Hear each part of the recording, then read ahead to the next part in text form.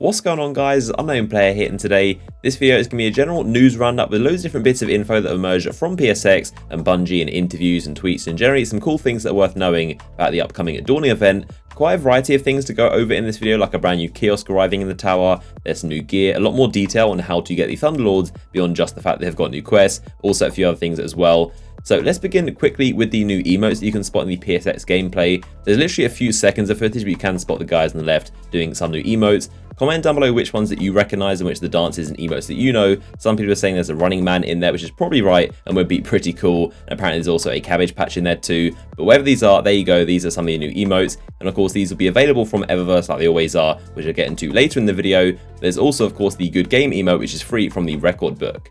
So now let's talk about those Thunderlords, and we can piece together a bit more info about how exactly they'll be obtained. So of course we already know they've got their own exotic quests, but beyond that, based on different interviews with Bungie, they said completing some nodes in your record book is the first step, and once again that book is free, by the way. So your first step is completing some nodes in the actual record book that's going to be with the Dawning event. Maybe the Void one requires some nodes from the SRL page and the Soda from the Strike page. That's just my guessing, but we don't know exactly the numbers, but you do need to complete some nodes in that book. So after that, Scott Taylor said completing those nodes in the book are then going to unlock those big presents in the tower that we've seen. So those are what those big gifts are for, the ones behind. And it turns out those will actually drop you the exotic quests right there and then, once you of course do the nodes to unlock them in the first place. And then after that, you'll probably have to go and complete whatever step that requires. And then you also go to Zavala, and Deej said in an interview that bounties and quests that Zavala has will lead you to the new Thunderlords. So it sounds like that will be the end of the quest, and then Zavala will probably give you the Thunderlords himself. But of course, there'll be a lot of steps in between, like going killing certain enemies and doing tasks like you would expect in any exotic bounty. That seems to be the order. Complete some nodes in the record book,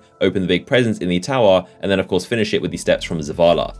Now, one issue that you might have noticed, and I get a lot of questions about, is that those exotic quests obviously require the presents, but what happens when the Dawning event ends and those gifts aren't going to be there? Well, in that case, the quests are actually going to drop directly from the record book, so no need to worry about them disappearing. And to anyone still wondering if you can get them when the Dawning event ends, Scott Taylor essentially confirmed that yes, you can, and the presents may go away, but the quests will drop straight from that record book instead, which of course is good news. Is there anything else in the Dawning event that requires interaction with those presents that of course will disappear? Those all get put back into the record book, so those things will still be available. So another note with Zavala and the strike scoring bounties is that those have their own actual armor sets. So some of the gear you'll see in the trailers, the full sets, not the glowy stuff, that's earned from Eververse, but mostly normal looking armor, that's all earned from his bounties and essentially strike scoring. And those bounties will also remain permanent after the Dawning ends. Essentially another way to get a lot more Vanguard rep, which is always nice as well.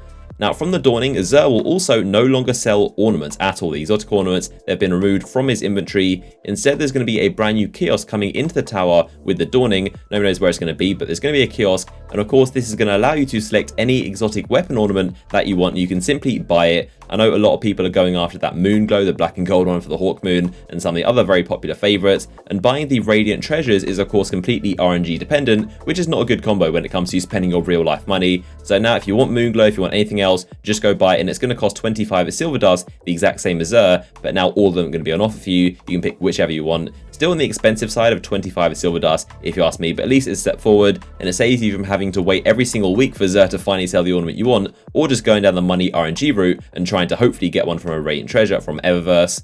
Now, they did also say the ones that you've already obtained will not be available for free in them, so they aren't going to work like most of the kiosks. It's going to be a little bit different. You still will need to be careful about dismantling or infusing weapons with ornaments applied. You can't just go into this kiosk and say if you've got Moonglow already, keep buying it infinitely for free. It's still going to cost you 25 silver dust every time you want to buy it. So of course it's still going to be available, but they are going to be expensive. So it'll be slightly different to how most of the kiosks work, where you get like a discount or get them for free. I think they should add some kind of discount. Hopefully they do it in the future, where getting ones that you've already obtained are a little bit cheaper. But there you go. It's a step forward, and at least the ornaments are a lot more selective. So another question that's also frequently asked is to do with the SRL gear, the armor, and that is actually fully infusible. Every single piece is infusible. Last year, of course, only the helmet and the class item were, which some of you might still wear now, but that was it. And this time around, every single bit of gear is infusible, so expect to see some SRL jumpsuits in the raid at 400 light or trials. Of course, they'll be missing a lot of useful perks, but they'll still be possible. And as I covered in a recent video, a lot of the gear is fully customizable, so you can have SRL ornaments to slightly change the geometry of your armor, some of the chroma, and more importantly, the class items are fully customizable chroma as well, instead of just being blue. So a lot of customization, and of course the SRL gear is here to stay. You need to earn it during the event, of course. When you get it, it's fully infusible. Now, speaking of the new gear, we also of course have this set, which no doubt you've seen and noticed because it's very, very cool looking. So Bungie have said that this armor set, and of course all the other glowing parts that you've seen in trailers, these are obtained from Treasures of the Dawning.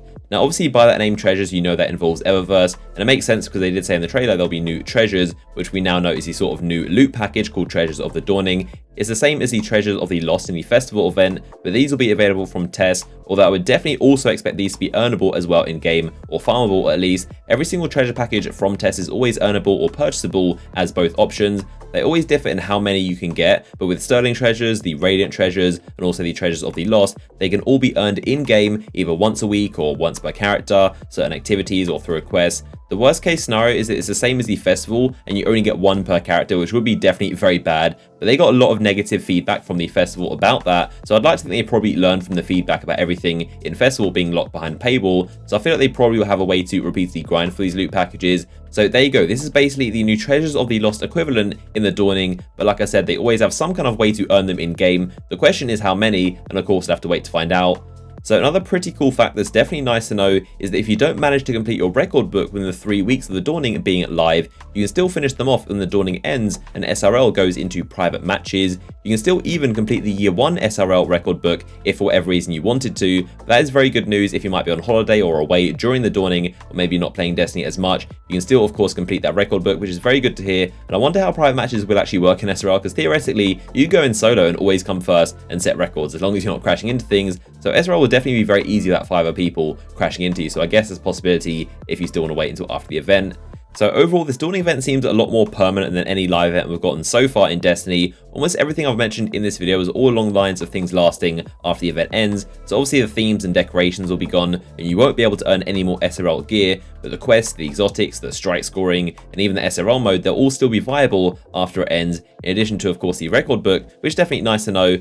So there you have it, that is a roundup of a few different bits of info worth knowing about the Dawning event, and hopefully answered a lot of the commonly asked questions. Of course, any more news, I'll be sure to keep you guys up to date, so make sure you are subscribed to the channel if you haven't already. Of course, a like rating would also be much appreciated if you enjoyed the video, and I'll see you guys in the next one.